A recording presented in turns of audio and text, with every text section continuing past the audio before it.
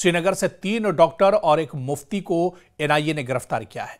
और अब इस तरह से दिल्ली लाल किला धमाका मामले में गिरफ्तारियों की तादाद कुल मिलाकर 6 हो गई है, यानी 6 आरोपियों को अब तक गिरफ्तार किया जा चुका है।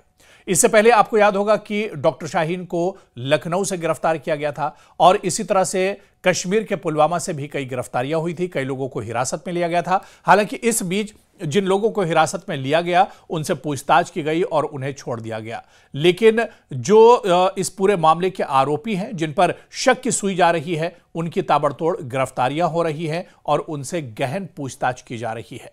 इस बीच बड़ी खबर आपको बता दें कि आज फिर, क्योंकि दिल्ली धमाका 10 नवंबर को हुआ था और उस धमाके के बाद लगातार गिरफ्तारियों का दौर चल रहा है। आपको बताते चलें कि इस धमाके के तार जम्मू कश्मीर से फरीदाबाद, फरीदाबाद से दिल्ली, दिल्ली से लखनऊ, यानी कई शहरों में और कई स्टेट में एक तरह से फैले हुए थे और जो जांच एजेंसियां हैं वो अब इन्हीं कड़ियों को जोड़ने की कोशिश कर रही हैं। लेकिन इस बीच आज जो गिरफ्तारी हुई है, उन गिरफ्तारियों से कई बड़े सुराग निकलकर सामने आ सकते हैं। ऐसे में अब जो आरोपियों की संख्या है कुल मिलाकर 6 हो गई है, जिन्हें गिरफ्तार अब तक किया जा चुका है।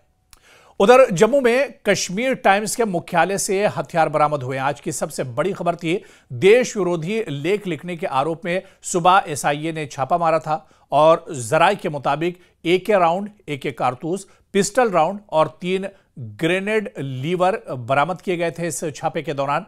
कश्मीर टाइम्स ने हालांकि इस पर जवाब दिया और कहा कि सरकार के खिलाफ आवाज उठाने पर यह एक्शन लिया गया है। लेकिन आपको बता दें कि यह गिरफ्तारी काफी ज्यादा अहम थी और ये जो पूरा ऑपरेशन अंजाम दिया गया ये काफी ज्यादा अहम था। आप देखिए कि एक तरफ डॉक्टरों के बाद अब जो पत्रकार हैं वो शक के दायरे में आ रहे हैं और जिस तरह से कश्मीर टाइम्स के मुख्यालय से हथियार बरामद हुए हैं, उसके बाद अब लगातार जांच पड़ताल का दायरा बढ़ता जा रहा है।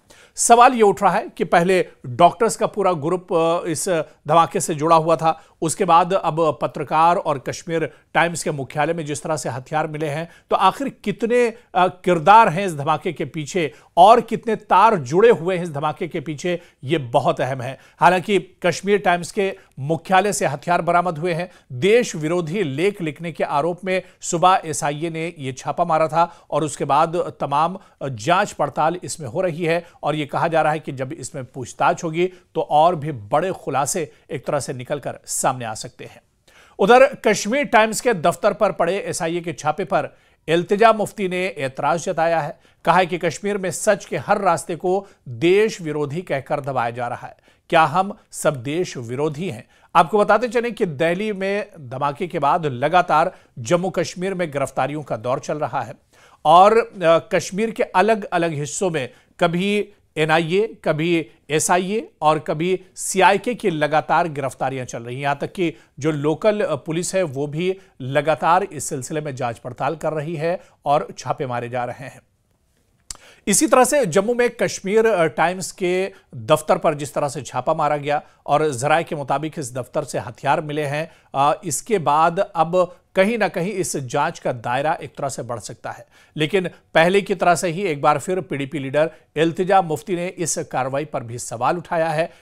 उधर अनंतनाग के सरकारी मेडिकल कॉलेज में डॉक्टर्स के लॉकर्स खंगाले जा रहे हैं। जी हां, जीएमसी अस्पताल में लॉकर्स को जांचने की पूरी मुहिम चली, पूरा अभियान चला।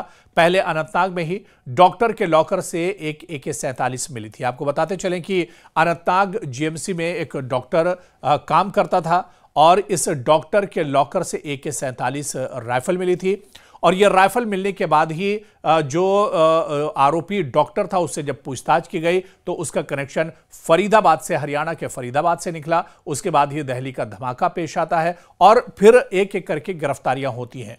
तो ऐसे में आपको बताते चलें कि अब फुल प्रूफ जांच पड़ताल के लिए एक तरह से और जो अस्पतालों में लॉकर से डॉक्टरों के बने हुए हैं इन्हें अब पूरे तौर से खंगाला जा रहा है। ऐसे में अनंतनाग और दूसरे जो अस्पताल हैं यहां पर डॉक्टरों के जो लॉकर्स हैं इनकी गहन जांच पड़ताल की जा रही है और यह सुनिश्चित किया जा रहा है कि जो डॉक्टरों के लॉकर्स हैं पूरी तरह से सेफ हैं। आपको बताते चलें कि जो लॉकर्स डॉक्टर मौजूद हैं वो अपनी चाबी से इन लॉकरों को खोलते हैं, उनकी जांच पड़ताल होती है और चाबी उनके हवाले की जा रही है। इसके अलावा जो डॉक्टर अब नहीं है लेकिन उनके लॉकर्स एक लंबे वक्त से बंद हैं, उन्हें जबरदस्ती तोड़ा जा रहा है और तोड़कर इन लॉकरों की जांच पड़ताल की जा रही है तो कोई कमी न रह जाए। और इसके अलावा इंतजामिया की तरफ से भी सख्ती की जा रही है कि डॉक्टर्स पर लगातार नजर रखी जा रही है। और आपको बताते चले एक बड़ी तादाद डॉक्टर्स की है, खासतौर से जम्मू कश्मीर, देश के अलग अलग हिस्सों के अलावा जम्मू कश्मीर में डॉक्टर से पूछताछ की जा रही है। जो लोग मेडिकल पेशे से जुड़े हुए उनसे लगातार जांच पड़ताल इस पूरे मामले में की जा रही है। उधर जांच एजेंसियों को फरीदाबाद की अल फलाह यूनिवर्सिटी के एक और स्टूडेंट का आतंकी कनेक्शन मिला है। साल 2008 में अहमदाबाद ब्लास्ट के आरोपी मिर्जा शादाब बेग ने भी यहीं से इंजीनियरिंग की पढ़ाई की थी। अभी ये एक तरह से फरार चल रहा है।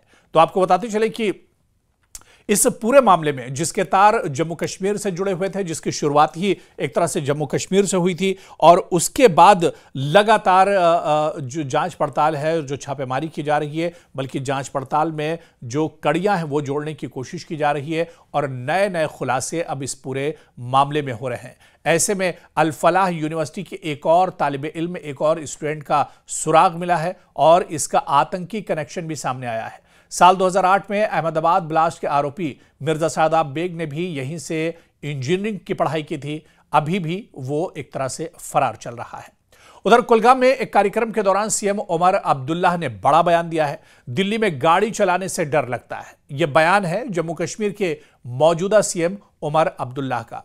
क्या कुछ उमर अब्दुल्ला ने अपने बयान में कहा है वो तो हम आपको सुनाएंगे, उनका बयान भी आपको सुनाएंगे, लेकिन आपको बताते चलें कि पहला मौका नहीं है, बल्कि दिल्ली धमाके के बाद जिस तरह से जम्मू कश्मीर में जांच पड़ताल हो रही है, ऐसे में कई मौकों पर उमर अब्दुल्ला इस जांच पड़ताल को लेकर सवाल उठा चुके हैं, जांच पड़ताल को लेकर बयान दे चुके हैं। और एक बार फिर जम्मू कश्मीर के सीएम उमर अब्दुल्ला ने कहा है कि दिल्ली में उनकी जो जम्मू कश्मीर की रजिस्टर्ड गाड़ी है उसे दिल्ली में चलाते वक्त उन्हें डर लगता है। जांच के नाम पर कहीं भी उनसे पूछताछ हो सकती है। और आपको बताते चले कि उमर अब्दुल्ला इससे पहले भी इस तरह का बयान दे चुके हैं। हालांकि सीएम उमर अब्दुल्ला के इस बयान ने बीजेपी पर भी सवाल उठाए हैं। क्या कुछ इस बयान में सीएम उमर अब्दुल्ला ने कहा है, उनका बयान भी आप सुनिए और इसके अलावा बीजेपी का जो पलटवार है सीएम उमर अब्दुल्ला पर वो भी आप सुनिए। पैदा करने की कोशिश की गई कि इसमें हम सब जो है कसूरवार हैं, हम सब इसमें मिले हैं। आज तो ना दिल्ली में जम्मू कश्मीर के रजिस्ट्रेशन वाली गाड़ी चलाना भी एक जुर्म के तौर पर समझा जाता है। मैं खुद अपनी गाड़ी, जब मेरे पास अपने ज्यादा सिक्योरिटी वाले नहीं होते, मैं खुद सोचता ना मैं गाड़ी निकालूं या ना निकालूं, पता नहीं कौन को साइड करके रोकेगा, पूछेगा ना आप हो कहां से, क्या कर रहे हो, यहाँ पे क्यों आए हो। उमर अब्दुल्ला साहब, आज आपने जो स्टेटमेंट दी है कि आपको आज डर लगता है दिल्ली में गाड़ी चलाते हुए, तो कहते हैं डर के आगे जीत है। और ये ना भूलें कि ये डर जम्मू कश्मीर के अंदर आप ही की पॉलिटिकल पार्टी लेकर आई थी। हम भारतीय जनता पार्टी की तरफ से आपको एक सजेशन देते हैं कि चलें एक जॉइंट पॉलिटिकल मार्च रखते हैं लाल चौक से डल गेट तक, अगेंस्ट दिस डर, against this terrorist, against this नापाक मुल्क सो कॉल्ड पाकिस्तान। आप लीड करें because you are our chief minister, we will follow you. Let us see कि आप प्रिपेयर हैं इसके लिए या सिर्फ पॉलिटिकल रीजन से आप स्टेटमेंट देते हैं या पब्लिक कंजप्शन के लिए।